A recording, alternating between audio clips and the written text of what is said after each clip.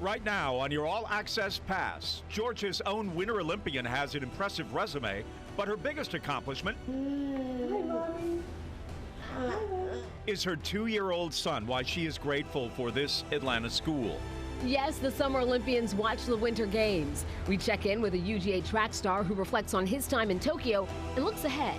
And do the clothes make the Olympian? They certainly help, particularly if they're made from Kevlar. Your All Access Pass starts now. Like everybody else, I'm hooked on the competition. I was up after 1 a.m. watching. You know, you say you're not going to watch the Olympics all night, and then invariably you do. It's so great. It's so much fun to watch. Good evening, everyone. I'm Jeff Hullinger. And I'm Jennifer Bellamy. Before we get to all of those stories, a few headlines that people are still talking about.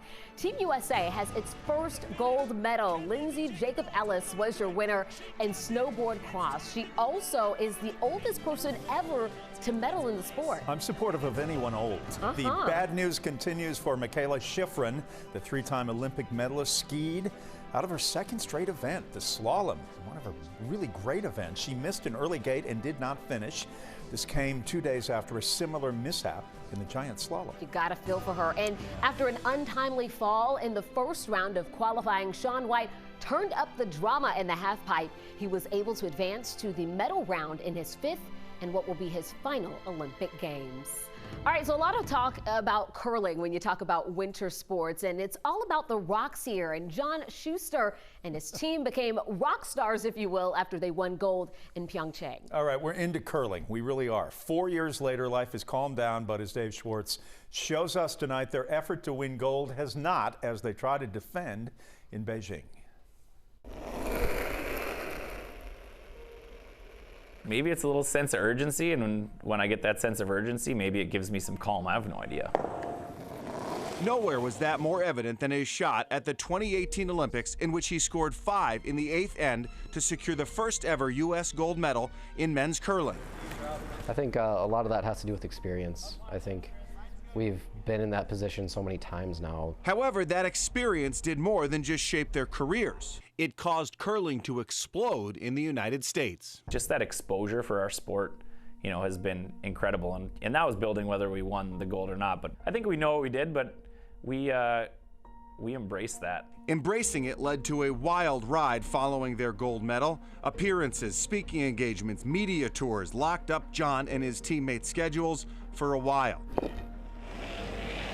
But now things have settled back down, and the only lingering change has been expectations. It's taken a lot of pressure off, you know, us, honestly, because, you know, we don't really have to win anymore to be considered successful. That doesn't mean they're not committed as ever, as the competition inside USA Curling has even gotten better. Team Schuster dropped their first game at the Olympic trials to Corey Dropkin's team, affectionately known as the Young Bucks. But Schuster won the next 2 to secure a spot in Beijing. We weren't mentally ready for that game. I don't know why. Me personally, I felt like I was just more worried about the result. I wasn't worried about, you know, just enjoying it. That's where John and Team Schuster's experience came into play. We know whatever situation we get into, he's been there, and he's gonna have this kind of calming know-how. Now headed to his 5th Olympics with the competition some of the best they've ever seen, Schuster has no thought of slowing down. Was it LeBron? 4, 5, 6? No. I mean, for me, honestly, I'm going to keep playing until it doesn't really make much sense for myself and my family. But right now, it might be the best I've ever been. And to stop now doesn't make really much sense. So the winners in the team figure skating competition still do not have their medals 2 days later because of what the IOC says are, quote, legal issues, end quote. The Russian Olympic Committee team claimed the gold, the United States took silver, and Japan the bronze. Both USA Today and Reuters are reporting a member of the Russian team returned a positive drug test. There has been no ruling from the IOC on what they plan to do with the medals. We shall see. When she took the bronze medal in the 1988 Winter Olympics in Calgary, Debbie Thomas became the first African-American to medal in the Winter Games. But her life hasn't been all awards and accolades. Cheryl Preheim has more on why she's breaking barriers.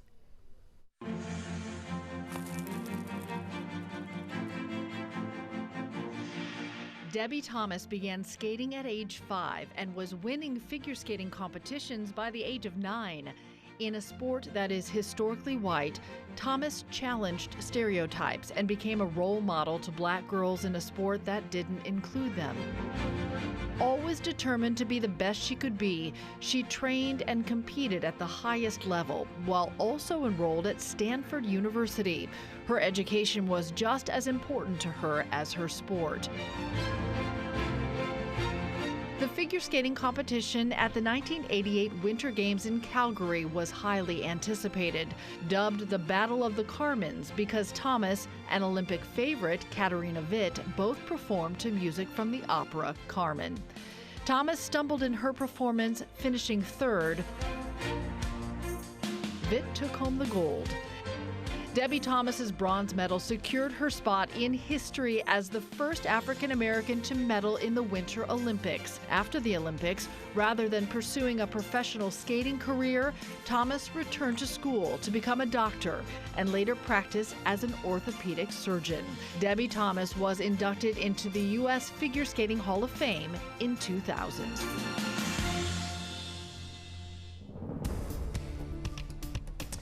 And of course, we're keeping an eye on the weather in Beijing as we're in a quiet pattern here. And to be honest, Beijing's in a quiet pattern as well. Take a look at the really cold air that they have in place right now. 19 degrees. It's 8 o'clock in the morning in Beijing. Really dry air in place too. And not a lot of moisture there with a 74% humidity. And the wind chill, not too bad. It's also at 19 with the winds that are very light at this hour.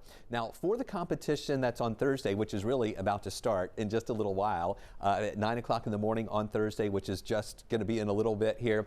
Temperatures will be at 30, getting above freezing for a big part of the day. We're topping off at about 50 degrees and then dropping to below freezing again once we get to about 10 o'clock there on Thursday night in Beijing. They'll be averaging about 10 to 12 degrees below freezing overnight and then warming to above freezing during the day. Here at home, man, it's been really nice and warm. We got up to the 60s today and we're at 56 right now. A lot of 50s in our area. We'll eventually be dropping into the 40s for the evening hours tonight and then early tomorrow morning moving back down into the 30s, but we'll be right around 36, 37 degrees early tomorrow morning, staying above the freezing mark. Now, it does get a little tricky as we get into the weekend. We're going to be dry through the end of the week with temperatures into the mid-60s, feeling really nice out there. But you can see a quick moving system coming in this weekend with limited moisture, a couple of raindrops late Saturday in North Georgia, and then overnight Saturday as the cold air comes in, we may have some brief mixing in far North Georgia with a few snow flurries, but it's a fast-moving system. It's one of those things where the moisture may overlap just briefly with the colder air as it moves in. We'll keep you posted on that, though, through the week. But until then, enjoy the warm air, mid-60s through the weekend. Then it gets cold again on Sunday with highs only near 48. We're down to 29 Monday morning, and then lower 50s Monday, mid-50s Tuesday, back to the 60s by Wednesday. Wow, all of that looks awfully good. Thank you, Chris. While many in Metro Atlanta will be sleeping early tomorrow, Georgia's Alana Myers-Taylor will begin her training heats for the women's bobsled. Whether she medals or not, there's always one prize that she will cherish. Once again, here is Cheryl Preheim. 8-time world champion, 3-time Olympic medalist, 4-time Olympian, all impressive titles. But the title Alana Myers-Taylor is most proud of is mom. Her son Nico turns 2 later this month. He was born with Down syndrome and deaf, so being a new mom has come with challenges. And it's come with opportunities to utilize important resources at home in Atlanta. When life brings challenges, good morning. Support means a lot. The Atlanta Speech School has been incredible for us. Alana Myers-Taylor and her son Nico, Here we are, Nico, have found an incredible team here. Nico, what are you doing, silly? You being silly? You being silly? Come on. It's been an important part of home base in Atlanta when the Taylors aren't traveling the world with Team USA. Open the box. Nico is 2, fun, sweet, curious. Put the doggy in the box. There you go. He was born with Down syndrome and profoundly deaf. His parents decided to have doctors surgically implant a device to allow him to hear. You know, whenever you're a parent, you're not sure about what the best decisions for your kids are, especially with cochlear implants. It is a major surgery. Hi, Mommy.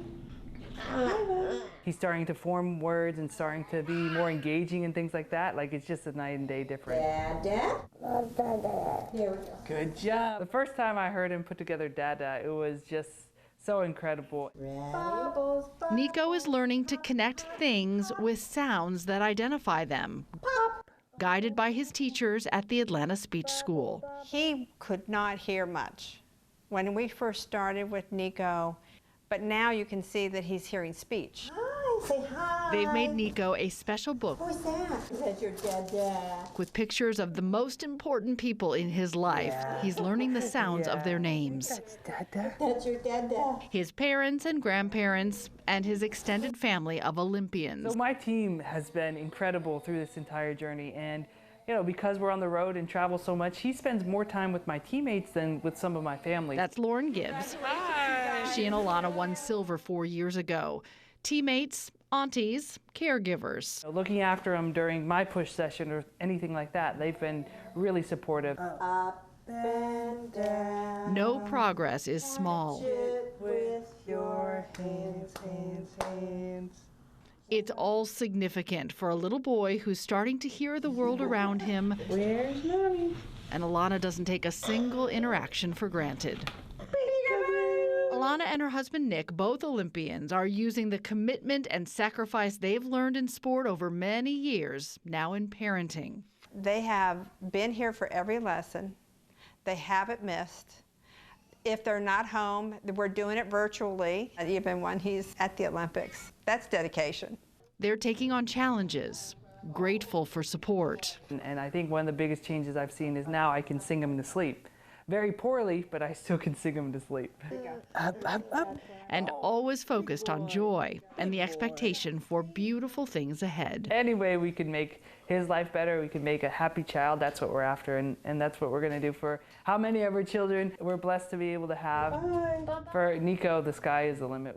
Alana says she loves that she gets to sing to Nico at bedtime now. She and her husband Nick are also learning ASL. They say they want Nico to know sign language and to be able to connect with the deaf community. My goodness, what a story.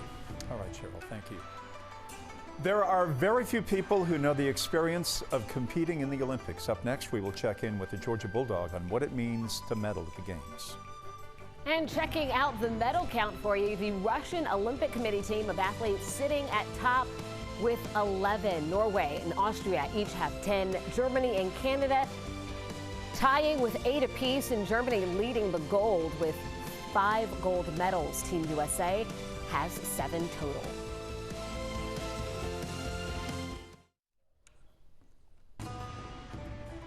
Downhill skiers can reach speeds of up to 80 miles an hour, but they have some high-tech clothing to keep them safe. That includes pants made from the same material as bullet-resistant vests. Once again, here's our Cheryl Preheim. Ski racing is one of the most exciting and most dangerous Olympic sports. Athletes race 80 miles an hour down icy ski runs on razor-sharp skis. Those things weigh about 15, 20 pounds each, and they are weapons when they come flying across. So USA Ski Racing designers Super unique piece. Have built an inner layer for the pants with Kevlar on the inside. Fabric that's made with Kevlar on the outside. It's cut-resistant fabric to protect ski racers. There was a company called Cutlon that makes an anti-cut fabric for down just above the boot and also through the inside of the leg and your undercarriage. So, because it's typically where a ski gets trapped. Something that can happen during high-level racing. And I don't know if you remember Bodie Miller from World Championships. Sliced his leg fairly nicely. About to rock and roll. But at these Olympics, the U.S. racers have an extra layer of security and an extra layer of confidence to win. Anything that we can do to give a mental advantage. UGA track star and Team USA Olympian Elijah Godwin says he is loving watching the Winter Games. He understands, like very few can, what it really feels like to take on that kind of pressure and excitement. We checked in with Elijah to see how the transition home from the Summer Games has been. When kids have noses to the window waiting, you know something very special is about to happen. Respect this, Elijah. Uncle Elijah is home. The kids are very excited because they have an inspiration in a family. To feel that love when you come in the house. You know, it's like you back like you never left. To start 2022, they spent time together, looking back on monumental, life-changing memories. The opportunities to be home aren't so often anymore. Elijah Godwin made a quick trip home from UGA. His classes and training started back up soon after he came home from his first Summer Olympics. It was a lot of build up, and when you come back, for me, it's like you get to see what all you worked for. That is now on his nightstand, a bronze medal from the 4x400 relay. Seeing it all play out, the family felt so connected despite being thousands of miles away. I was so emotional. And that reaction meant a lot. I was speechless when I saw it. I was like really happy when I saw it. But through that bronze, Elijah also experienced the pressure that comes with being part of Team USA and the enormous expectation for gold. At first it was like we expected more, but I had to reframe that idea so that I can appreciate like what we had accomplished and not like dwell on the fact that we didn't do more. For Elijah, any race, any finish comes with a rare perspective. Blink of an eye, nothing's fine. In 2019, Elijah tripped on a javelin at practice. It impaled him. It was scary. He didn't think he'd survive. It went through his body, piercing his left lung. It was so close to his heart. So bronze represents a miracle. I didn't view it like, oh, I didn't get a gold this time, so I'm upset. I looked at it like, I got a bronze, I'm happy, and I hope to come back and get a gold the next time. Show me the other souvenir you brought home besides your medal. The tattoo? Yeah.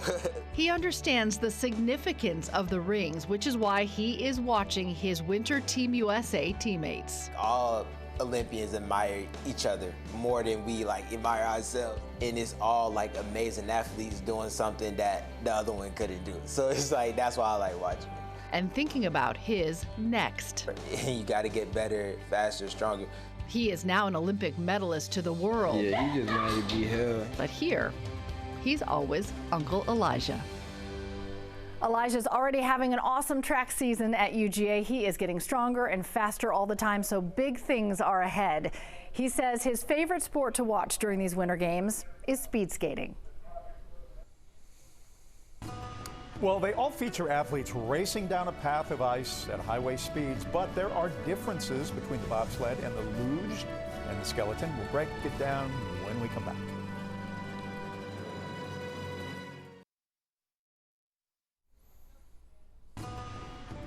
Tonight in our rules of the game, Cheryl Preheim breaks down the differences between three of the fastest sports of the Winter Games.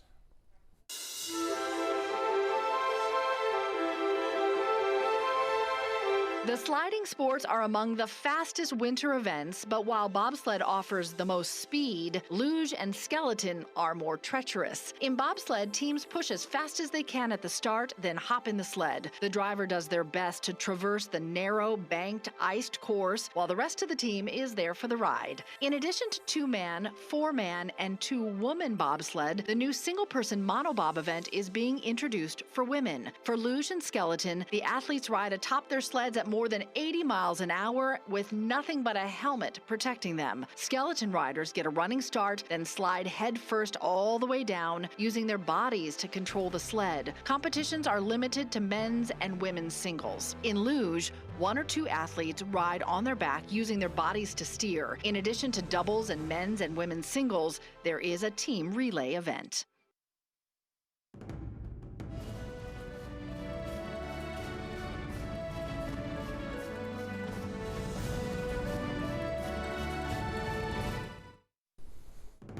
Finally tonight, much is being made about Mikaela Shiffrin's sudden exit skiing out in the first run of the women's slalom. And roughly about 25 minutes there, she sat processing what happened, just sitting there in the snow. A very dramatic image.